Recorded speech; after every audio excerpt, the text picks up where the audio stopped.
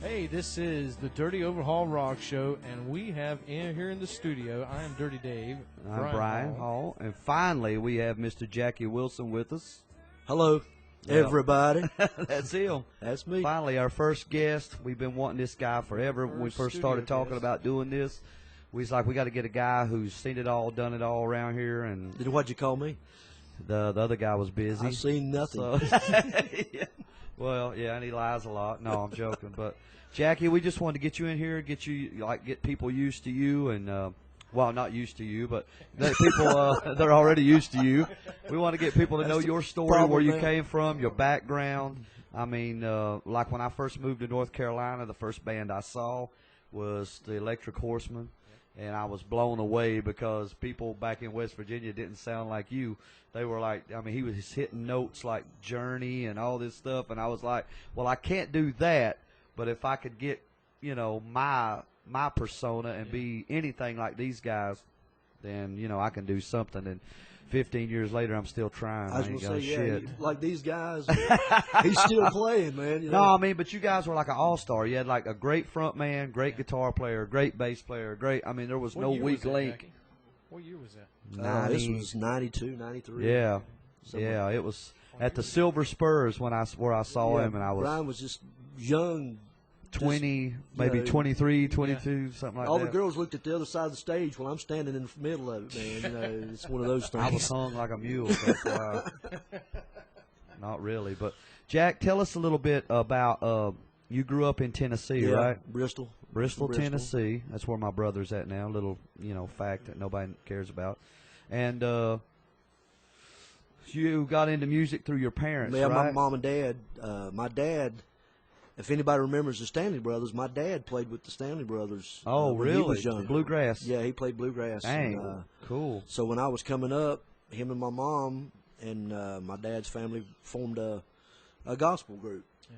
I was Dang. probably 5 or 6 years old, and I started singing then. So I bet they would. A lot of people started out in gospel and Yeah, stuff. I mean, they I did. was. They took me to church when I was little, and that's where I got the bug to want to show out in front of everybody. Because every time I'd sing something, everybody'd start clapping, and I was like, "Dang, I like this," Yeah, you man. know. And you said you grew up where? Bristol, Tennessee. A lot of actually, the first recording was there in Bristol. They got a monument right there when you first go into town that Jimmy I was Rogers. just watching this thing on PBS last night about Nashville, and they were talking about how all the the Mississippi bluegrass and music from Louisiana and just everything that was going north, like into Blues. Chicago, the blues, and everything just kind of filtered into that Tennessee area, Yeah. and just kind of stayed. And it's a lot of people think of it as just country, because they said really country came from the Appalachian area, and but everything just kind of stopped right there in that Nashville area. Yeah. But there's a lot of music coming out. I've never been to Tennessee. I've always wanted to go, but everybody says it's beautiful, but It's still there. I'd like to go. It's really nice. We were in Gatlinburg a couple years ago. We went, of course, we did the Dollywood thing. And I got sick on one of the rides, but yeah, it's beautiful country up there. I mean, God, you just see for miles. What about so you started singing gospel, and then like up through your teenage years? How did you get into like the rock thing? Was that high school? Grade Well, school? I seen my first concert when I was 10 years old. A band called Rare Earth. The guy took me for my birthday to see Rare Earth. They did. Yeah, if you remember, see, I'm talking over your head. That's very rare. Matter of fact, their song, the song that they did was so popular. They're playing it on commercials right now, on the cigarette commercials. Oh, really? Yeah, I can't remember what the name of the song is right now. It's but, Celebrate, right? Yeah. I just want to celebrate. That was Rare Earth. Yeah, they did that. Oh, okay. Yeah, I know that. And well, actually, when I seen those guys in like '68. Greensboro Coliseum's first concert I ever went to. But anyway, my first album was Grand Funk Live. Oh man! Wow. And some of us still do a little Still Grand do a Funk. little bit, that's right. And guess where I learned it from? And who you had? That I opportunity don't to do it? need. Well, you were, oh, you were yeah. out a couple Oh yeah, Closer to Home was the first. It was how I got into a band and singing in a band was I was just singing to myself one day in science class, and I was in the 10th grade, And this guy sitting beside of me, he said, "You sing?" To myself, you know. Yeah. Well, I got a band, man. You want to come try out for it? And so I walked home with him that day to try out for their band. And first song I ever sang was "Closer to Home" because it's the only song I ever knew. Grand Funk was the only band I knew. That's the only album I had, you know. So you got the job now. Yeah, I got the job. We're a Grand Funk tribute band. We did I learned some more songs. We played at a private party about 3 weeks later, and I knew 6 songs. And we played them over and over again for 2 hours because I didn't know anything. I've been doing that for the last 20 years. That's why we still do it. But that was, I've been doing Every Rose Has Its Thorn since it came out. Yeah. I think in '88, it's like so that's a thorn in your side right now. And I have messed it up before, though. I've actually got lost in the middle of the song. My very first gig, we had 7 songs, and we had to spread it out for like 45 minutes to open for somebody. And You we could just say doing a whole lot of bullshitting in between. Yeah, that's when they turn to the singer. They're like, "Stretch it, man, Yeah. stretch it." You're like, 45 minutes or so. "How's everybody doing tonight?" And then 2 minutes later, "How's everybody doing tonight?" Yeah, same thing. And you hear crickets, but Right. oh well. You know, it's crazy. I think I was like 24, 25 years old, and I was in a heavy metal band, you know, and it was the only band I could find to sing for. But I'm not really a metal singer. Yeah. I mean, I like Bad Company, Oh yeah. Journey, Foreigner. I like those guys' Yeah, voices. the classic. But, you know, the only band I could find was a screaming. But anyway, the guy that was running sound for us, you know, you're not making any money at all. I know So that the sound man Still was not. in. No, that feeling. the sound man was in a country band, and their lead singer had quit. Oh, okay. And so he called me one day and he said, "Man, you interested in singing country?" I said, "No, I ain't singing country. You know, I'm a settled into metalhead." this thing. You know."